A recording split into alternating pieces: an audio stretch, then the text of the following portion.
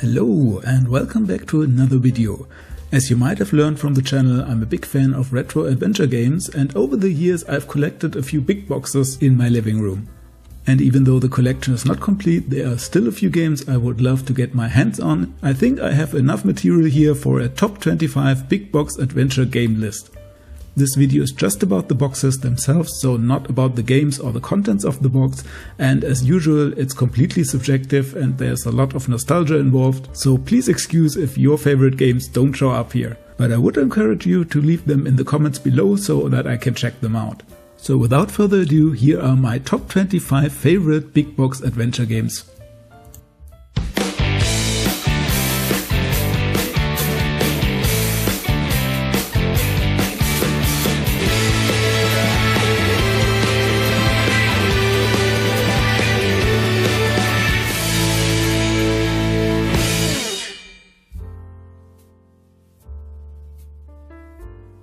I actually got this box before I even played the game, but I got it for just $5, so I figured why not? And it was especially that eyeball that caught my attention. What a crazy cover art, but very fitting to the crazy game beneath it. Usually I'm not a very big fan of pre-rendered box art, but in this case it works pretty well. Having all those bandages instead of a plain background color makes it also stand out amongst the other boxes. The very edgy font with a black background is then just the icing on the cake.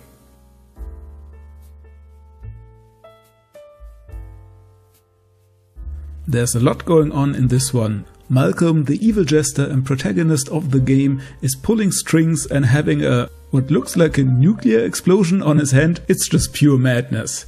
What's really great about this one to me is the color scheme. The blue and yellow just go great together and make the artwork in the foreground really pop. The back of the box opts for small tiny text but huge screenshots. The devs must have been really proud of those graphics. A very nice box overall.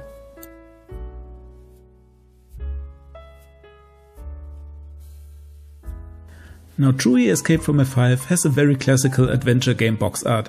It's colorful, it has the fun characters displayed very prominently, and in big letters the title of the game. The charming Saturday morning cartoon aesthetics comes through, and the Mayan ruins in the back scream adventure, even though they are not a big part in the game itself, but who cares. The back of the box is a bit more bare bones, but it at least features this short but a bit weird little comic strip. Then again, the whole tone of the game was a bit weird, so I guess that makes sense.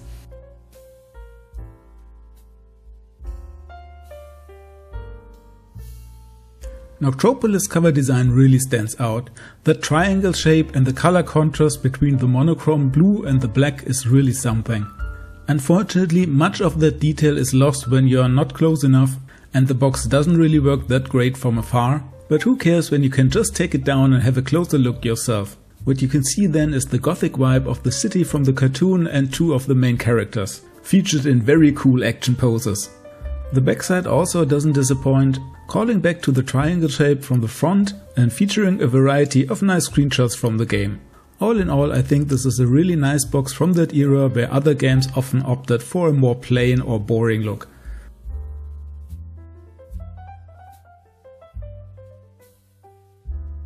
Beavis and Butthead in Virtual Stupidity is just such a fun game, and the box art represents that perfectly.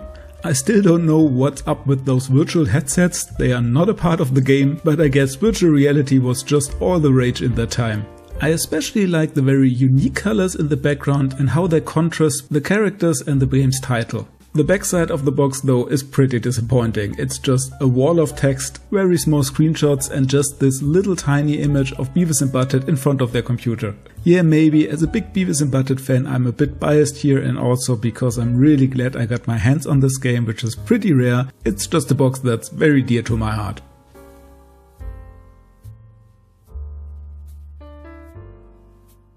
The character designs of Pierre Guillot are so unique that they would stand out on any box art. And just as with the Goblins games, you either love it or hate it. I'm more on the loving it side. I'm not quite sure which scene of the game is represented here, but nonetheless it looks really interesting and captivating to me. The colors really pop and the drawing is nicely detailed. The backside continues with crazy character antics and a bunch of nice screenshots, though there is also a lot of text, but that's because it's in German and French, which share the same box here.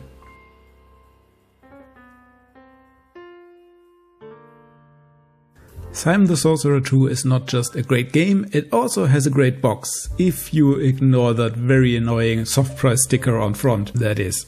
Nevertheless, you can see how much effort went into that image with all the characters from the game, giving you a good idea of how much adventure you will get when buying it. The golden title and frame on the plain background are a nice callback to the first game, which might come in an even nicer box, but I don't own that one, so that's still on my list. The backside of the box continues to impress with a nice image of the villain and some pretty screenshots. Nothing too crazy, but nicely done. And now we get to some honorable mentions, boxes that didn't make it on the list. First, I wanted to talk about the limited run games. I'm not collecting them per se, but I got my hands on a few of them. And my impressions are a bit mixed on those. So for example, you see the Full Throttle Remaster box here, and as you can see, the artwork looks pretty nice, but it's way too dark. Fortunately, the Day of the Tentacle box turned out great in my opinion. I think I even like the artwork more than the one in the original, and it really pops with color and character, on the front as on the back. Next, I also wanted to showcase the holographic box of The Dig. Unfortunately, the camera does the effect not real justice here. It looks a lot nicer and shinier in real life. But what's also really cool is that you can open up the cover of the game and fold out this additional story text with a bunch of nice accompanying screenshots. And last but not least, I wanted to show off It Came From the Desert, which is not strictly an adventure game by any definition, but has adventure elements. And next to it, the box of It Returned to the Desert, my own game, so the box I designed myself, where I'm tooting my own horn here, but I really like how it came out. If you are enjoying the video so far, please consider subscribing to the channel so you will never miss a new retro gaming video again, and give it a like to help other people discovering it as well. You can't see Freddy Farkas on the Freddy Farkas box. Well, you can see his cowboy boots and his ass, but not the rest of the character, which makes this box stand out amongst the other adventure games where you typically have the protagonist featured prominently on the front. The frame around the artwork also looks pretty nice with some nifty details if you look closely, but I'm not quite sure if I would not rather had the artwork in full size here. The two stickers are a bit unfortunate here, but I'm not going to hold that against the big box, and the back of it makes up for it.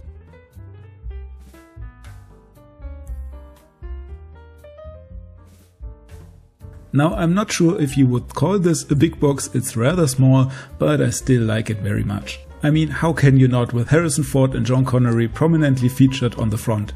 It's just such a classic movie poster design, and I also appreciate that they continued the theme on the backside where they also used a photograph for the background. This box really screams movie tie-in, and I mean that's pretty accurate as the game follows the movie very closely. I also appreciate the layout, how every element has its place like in a big collage.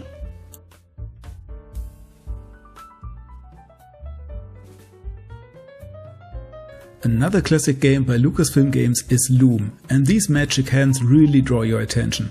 This is definitely one of the more iconic point-and-click adventure boxes. Again, we don't have the protagonist featured here, or well, probably his hands, but it gives us an idea of the overall theme and mystical atmosphere of the game.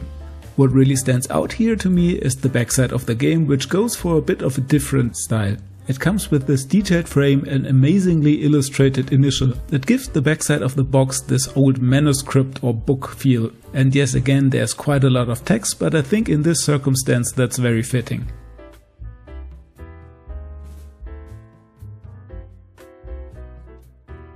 You can tell from the cover art that Echo Quest is more targeted towards children. And maybe you can call me a child, but I really enjoy the artwork here. It's fun, over the top and very cute. And it also does a great job of transporting the fascination for the underwater adventure.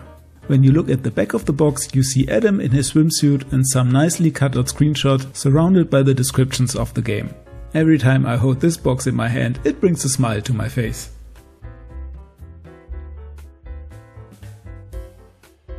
Now, a few of you would probably have expected Day of the Tentacle to be a bit higher on the list. And don't get me wrong, I really enjoy the box art as well. But when I look at the game next to all the others, it just doesn't stand out that much. The design is a bit flat, the colors are a bit muted, the whole design is just a tidbit uninspired to me. which is not true for the back of the box. I really enjoy that. That's the quirky humor and overly animated characters and screenshots that I would expect from such a game.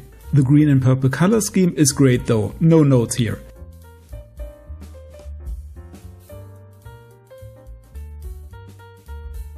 Now this design is an absolute classic for me.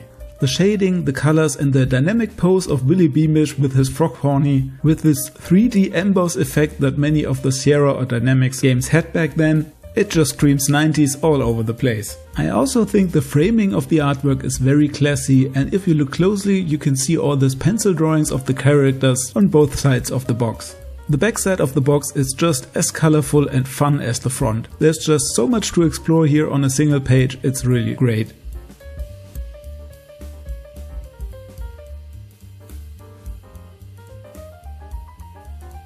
Now you've seen all the Elvira games I have collected at the beginning of the video, so no wonder that one of the games made it into this top list. I'm going with the first adventure game here that features Elvira prominently on the cover with her big pumpkin. What, did you expect I would say something else here? Now putting the peculiar placement of the title aside, the image just oozes 80s charm. The design of the backside is a bit more toned down, but it reminds me of 80s horror movie VHS tapes, and that's always a good thing. Back when the game came out, those screenshots were really mighty impressive.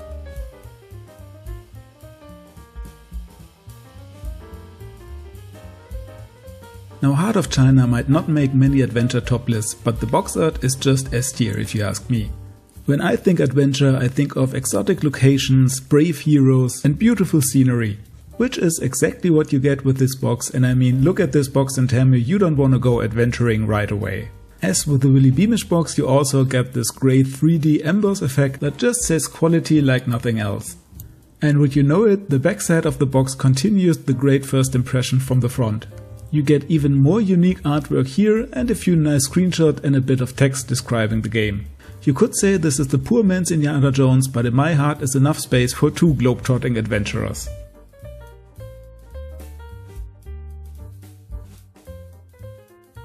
If you like classic movie posters, you will love the box art for The Fate of Atlantis. I don't even know what I should tell you about the artwork that's not immediately obvious. It just looks neat, that's all. And if you want to learn a bit of German, the sticker reads that this is part of a bundle and not allowed to be resold. Well, someone is going to jail for this one. The back of the box is reminiscent to the last Indiana Jones game, again featuring a mix of photos and screenshots, all laid out on the oh so famous map from the Indiana Jones movies that makes every adventure just a bit more adventure-y. Talking of maps as a background, this is Sam & Max Hit the Road. A zany adventure game with a crazy cartoon art style to match. There's just so much going on here that I discover new details every time I look at the box. But it still works as a coherent art piece that's not overwhelming due to great color choice, layout and focus. The design of the backside for Sam & Max Hit the Road follows the road that got hit, resulting in a very unusual, a bit chaotic appearance, which leads us to two very unusual and a bit chaotic protagonists at the end of the road. That sentence was a whole road trip. I just immediately want to replay the game when I look at the box, and that's always a good thing. It's no secret that The Secret of Monkey Island has a great box art. No, in all seriousness, I actually found this box art a bit scary when I was a kid. That big skull and the small guys with the red eyes is what nightmares are made from. It just reminds me a bit of the Goonies, I don't know why, but it has this kid-friendly charm paired with some spooky undertones. The colors and the details are a bit hard to make out, especially from afar, but they sure look pretty. The back of the box features monkeys, quite a lot of them, screenshots and text. It's not reinventing the wheel, but it works, I guess. It's so shiny and gold and mysterious and reminds me a bit of the cover for Deluxe Paint. The box art for the Dagger of Amun-Ra got me into playing the game. Unfortunately, I had expected a bit more seeing it, but then again we are not talking about the game here. There's mystery, there's murder, there's Egyptian culture, everything you would want, with a cool 3D emboss effect on top. Yeah, you should know by now that that's extra points for me. The backside of the box also knows to impress. We get these nice character portraits, some additional artwork and a few screenshots. I especially appreciate how the backside is divided into these two sections, one with all the images and a pink background and the white one for all the text.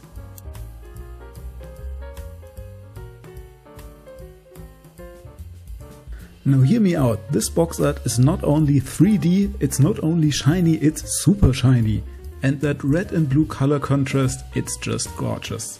It reminds me of these 90s Tom Clancy book cover arts, and I think that's exactly what they were going for. Needless to say, they nailed it, and this cover art gives you a glimpse at how great this game could have been.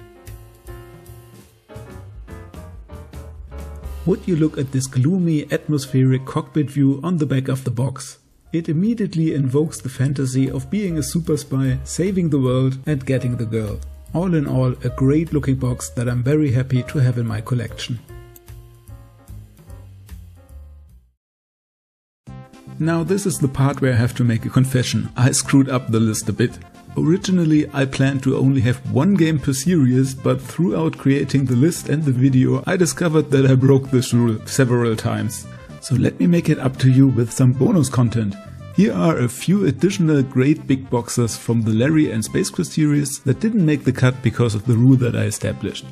It's just great colorful artwork everywhere you look, and the unique Larry 1 box with a very prominent color choice and the photos on front is a classic to me. Here we'll also see both of the Larry 6 boxes for the different releases, and that second box really deserves the name Big Box, it's gigantic.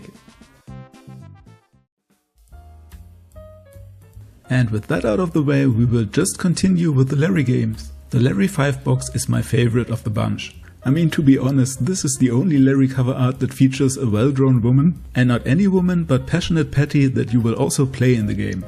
The cover art just promises fun with that very 90s background pattern and all the small images of Larry's antics on top.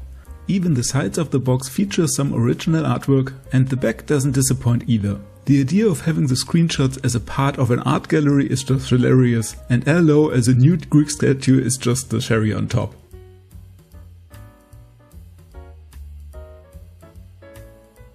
Now back to back we have my favorite Space Quest box of the series, Space Quest 3 and the Pirates of Pastulon. Now I might be a bit biased here because that box is the first I ever owned as a kid, but I still think it looks absolutely phenomenal. It has the 3D embers effect that you know that I love, and a cover art that screams space adventure but also hilarity. Roger Wilco casually eating a burger while escaping the pirates is just so Space Quest to me. On the back of the box we get greeted by the two guys from Andromeda, which don't need any introduction I think. You've got pickles, mustard and fries flying in zero-G, picking up the Monolith Burgers theme from the front.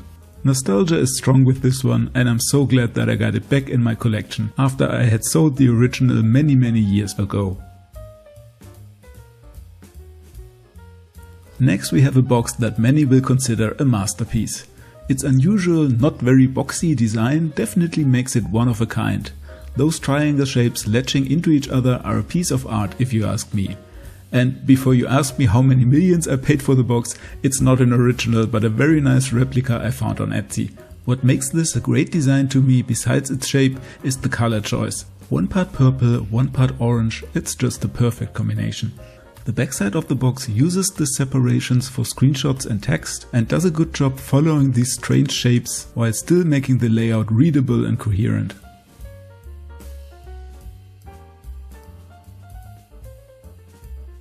No weird box shape, no 3D embers effect. How did this game land on the second place?